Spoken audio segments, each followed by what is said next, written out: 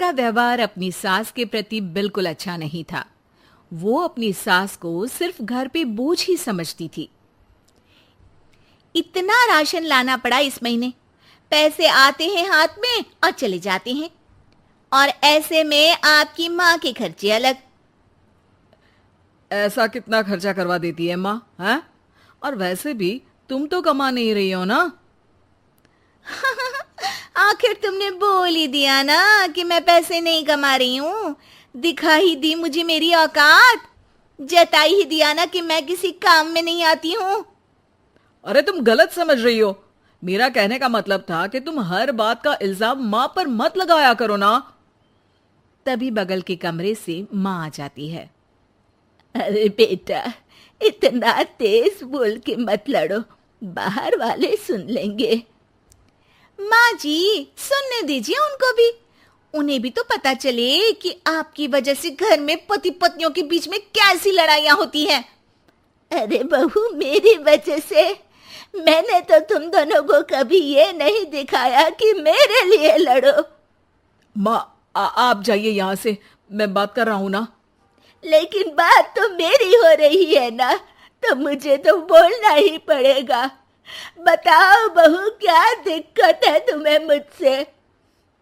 अरे घर छोटा है, जगह कम है, यश की तनख्वाह भी तो लाखों में नहीं है। अब आपका एक्स्ट्रा खर्चा उठाना मुश्किल हो रहा है माँ जी। आप यश के छोटे भाई के यहाँ चले जाइए ना कुछ महीने। एक्स्ट्रा खर्चा? अरे माँ है मेरी, हमने किसी को पनाह थोड़ी ना दी है। एक्स्ट्रा खर्चा क्या होता है? जब हमको चाइनीज खाना होता है तो माँ के लिए भी सूप मंगवाना पड़ता है, ये एक्स्ट्रा खर्चा है।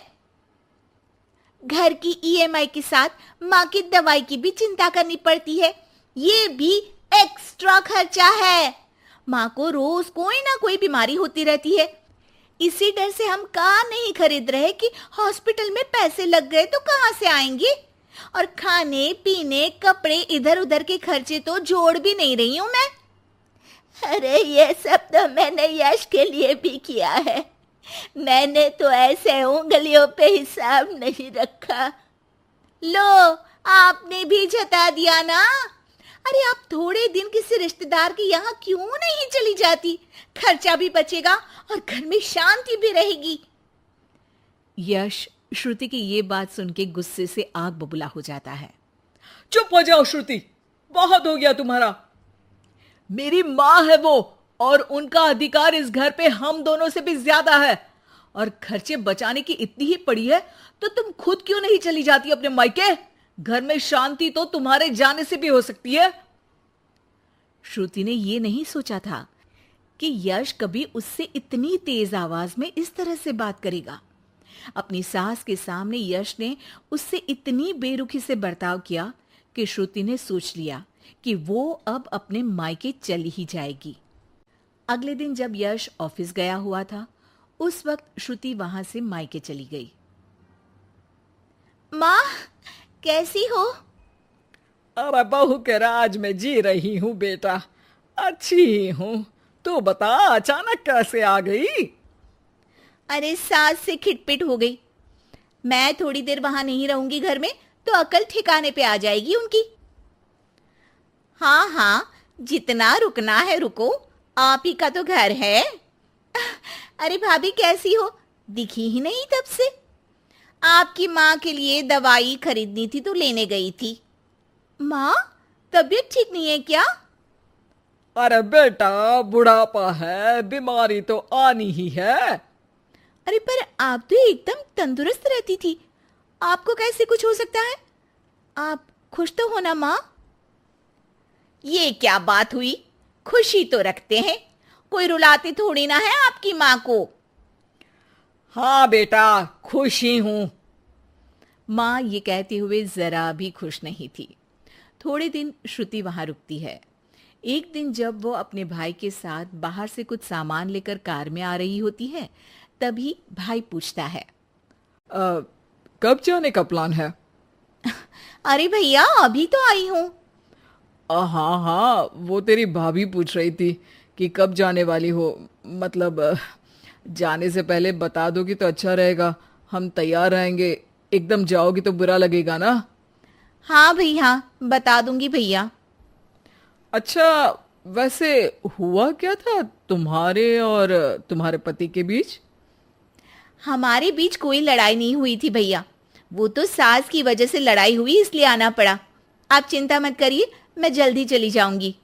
अरे नहीं नहीं, रुकना। अरे तू घर में है तो शांति भी रहती है।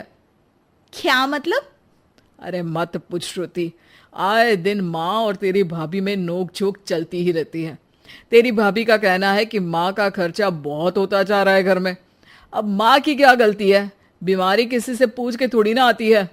तेरे सामने वो कुछ नहीं बोल रही है, तेरे जाते ही माँ को ताने मारने लगेगी। और आप कुछ नहीं बोलते? मैं बोलूंगा तो मायके चली जाएगी गुस्से में। श्रुति ये जवाब सुन के चुप हो जाती है। उसे एहसास होता है जैसे ये उसकी भाभी की नहीं, उसी की बात हो रही है। पर भैया, आपकी तो इतनी अच्छी जॉब है, पैसों की कोई दिक्कत नहीं है, फिर भाभी को क्या दिक्कत है? अरे किसी को पालने के लिए मन में प्यार होना चाहिए श्रुति।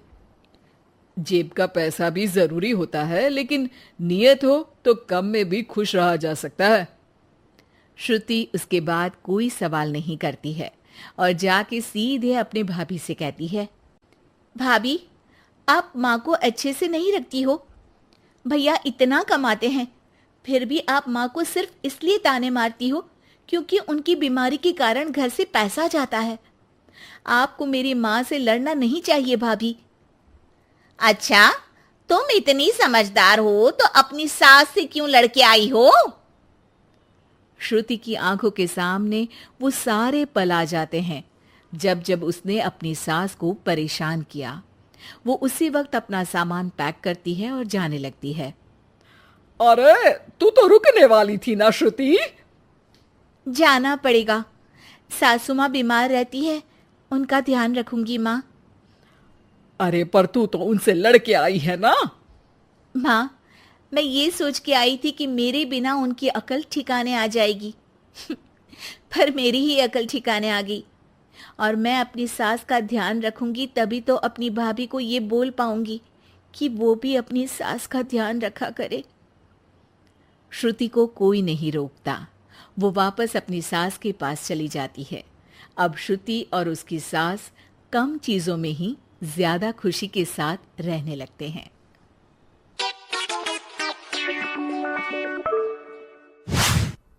शिल्पा की आदतें ठीक नहीं थी। वो ना बोलने से पहले कुछ सोचती और ना ही कुछ करने में। उसकी इस आदत से सभी परेशान रहते।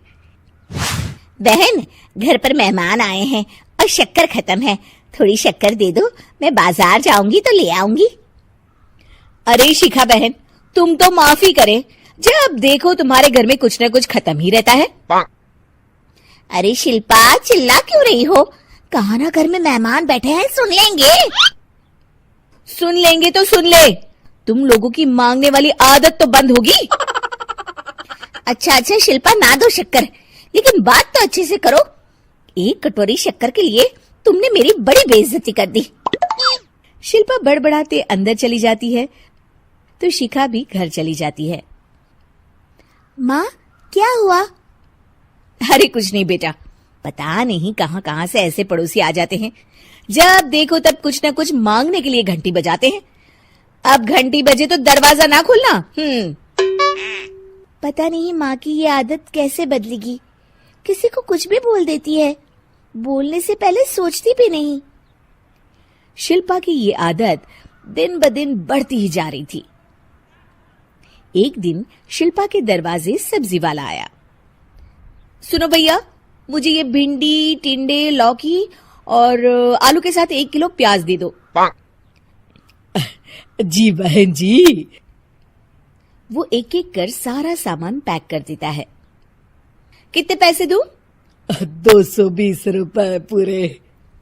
अरे इतना महंगा नहीं, हाँ मैं तो सिर्फ 150 दूंगी।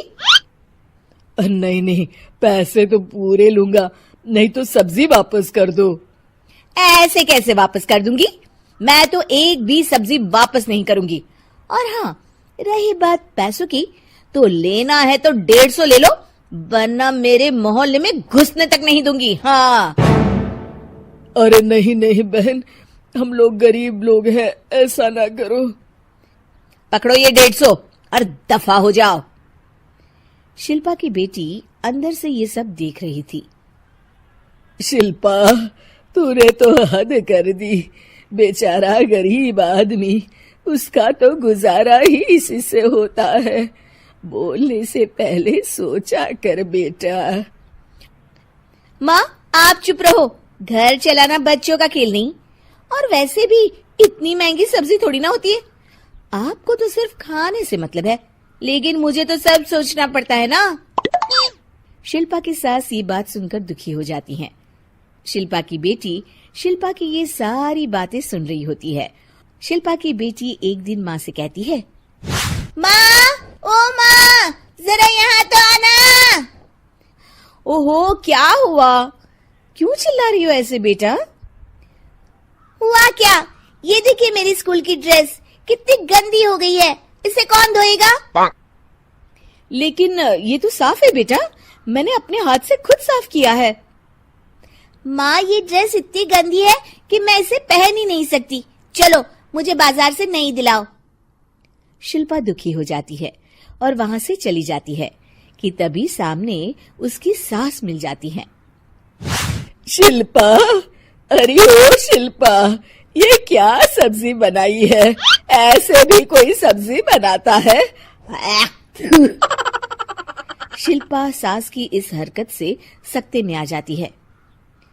अरे माँ को तो मैं जो बना दूं उन्हें वो पसंद आ जाता था, फिर आज वो ऐसा व्यवहार क्यों कर रही हैं? शिल्पा कुछ समझ पाती कि थोड़ी ही देर में उसका पति आ जाता है। अरे शिल्पा, ये क्या है?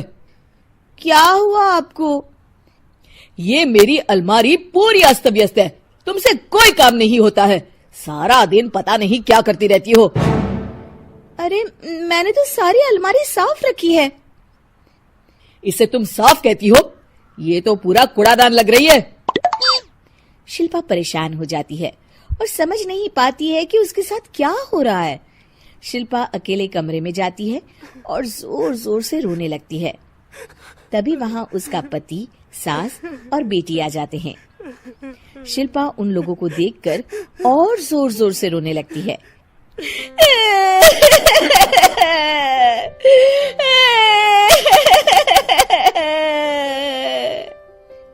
कि तभी उसकी सास उससे कहती है, क्या हुआ? यहाँ बैठकर रोती रहोगी या फिर खाने को भी कुछ बनाओगी?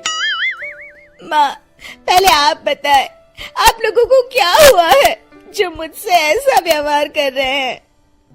वही हुआ है जो तुम्हें रोज होता है। मैं समझी नहीं। माँ, आज घर वालों ने आपसे बुरा व्यवहार किया तो आपको कितना बुरा लगा ना? हाँ, मुझे बहुत बुरा लगा। मुझे अच्छा नहीं लगता कोई मुझसे इस तरह से बात करे।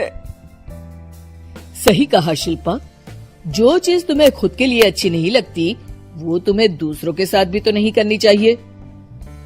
बेटा, हम तुम्हारे अपने हैं, फिर भी तुम्हें अपनों की बात का बुरा लगा। लेकिन सोचो, जिन बाहर के लोगों से तुम ऐसा व्यवहार करती हो उन्हें कैसा लगता होगा। हाँ माँ, आप सच कह रही हैं। मैं आप लोगों से माफी मांगती हूँ, मुझे कड़वा नहीं बोलना चाहिए। मैं समझ गई, मैं आपकी हूँ इसलिए आप लोगों ने मुझे सुधरने का वक्त दिया और मेरा साथ दिया। लेकिन जिन बाहर के लोगों से मैं बुरा व्यवहार करती आई, वो लोग मेरे कड़वे बोल से कितने दुखी होते होंगे। मैं वादा करती हूँ आज से ऐसा व्यवहार किसी के साथ नहीं करूंगी। सीख, हमें दूसरों के साथ वैसा ही व्यवहार करना चाहिए जो हम खुद के लिए अपेक्षा करते हैं।